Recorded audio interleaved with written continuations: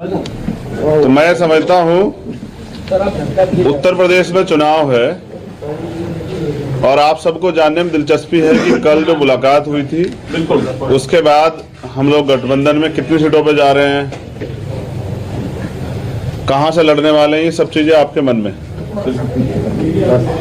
मैं भी 2 दिन से मीडिया के लोगों से बात नहीं कर रहा था क्योंकि मैं भी अपनी चीजों को फाइनलाइज कर रहा था, क्योंकि आदमी जितना आदमी बड़ी बड़ी बातें करता है या कुछ भी कहता है उन बातों पे उसका टिका रहना बहुत जरूरी होता है। तो मैं उतना ही बोलता हूँ जितना मेरे अंदर हिम्मत होती है, उससे फालतू नहीं बोलता हूँ। मैं समझता हूँ कि 6 महीने पहले से हमने भी ये प्रयास किया था कि बहुजन समाज 85% बहुजन समाज इकट्ठा हो, जिसके लिए हमने अखिलेश जी पे भरोसा किया कि वो इस आंदोलन को आगे बढ़ाएंगे। और 6 महीने से लगातार हमारी मुलाकातें भी हुई, सकारात्मक बातें हुई। हमारे जो मुद्दे थे, क्योंकि आप जिसके साथ गठबंधन में जा रहे हैं, क्योंकि सरकार बनने के बाद वो तानाशाही हो जाता है और पिछला कुछ इस तरह का कार्यकाल भी एक लंबा समय का रहा है। तो जो मुद्दे थे जैसे प्रमोशन रिजर्वेशन का मामला, सामाजिक न्याय का मामला, बैकलॉग का मामला, सब पे बात हुई। मुस्लिम साथियों को भी उन्होंने 18-19% आरक्षण देने की बात की थी। सब चीजें बात होने के बावजूद मैं समझता हूं कि सब चीजें, क्योंकि घोषणा करना और उन पे खड़े रहना, मुझे जवाब देना है समाज को।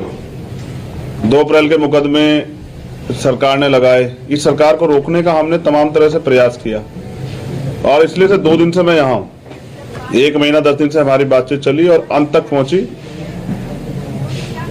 क्योंकि पिछले 9 साल से लगातार हम बहुजन समाज के लोगों को इकट्ठा करने का काम कर रहे हैं। बड़ी मुश्किल से हम अपने लोगों के अंदर रीढ़ की हड्डी पैदा कर पाए। उनका विश्वास टूट गया था कि भाई वो आगे नहीं बढ़ पाएंगे, क्योंकि जब हमारे आंदोलन की विचारधारा बदली, जो पिछला आंदोलन था, तो तकलीफ हुई। अच्छा, इस विषय में ये भी याद दिला दूं कि आज बहन जी का जन्मदिन है, तो मान्य बहन जी को भी जो है जन्मदिन की हार्दिक बधाई। वो दीर्घायु हो, स्वस्थ रहें और उनके लंबी उम्र की मैं कामना करता हूं तथागत बुद्ध से।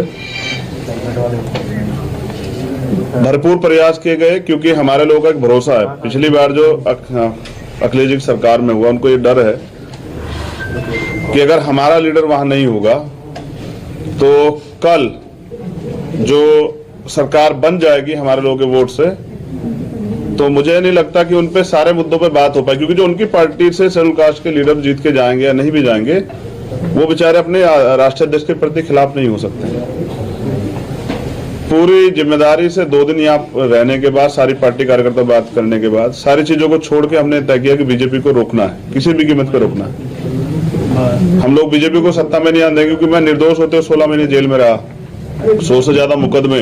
आज भी आप देख लो कि प्रेस को नहीं करने दे रहे हैं। मुख्यमंत्री खुद प्रेस करते हैं, प्रधानमंत्री मास्क उतार के घूमते हैं सारे में।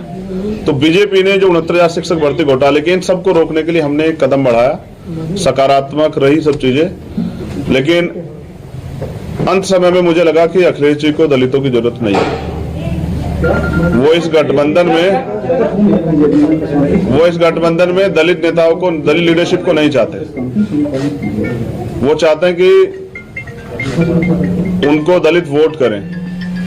लेकिन मेरा डर ये था कि अगर दलित उनको वोट कर देंगे तो कल जो उनके ऊपर एक आरोप पिछली सरकारों में भी रहा, क्योंकि मान्यवर काशीराम साहब को मैं नेता मानता हूं, उन्होंने भरोसा करके नेताजी को मुख्यमंत्री बनाया, फिर क्या हुआ आपके सामने।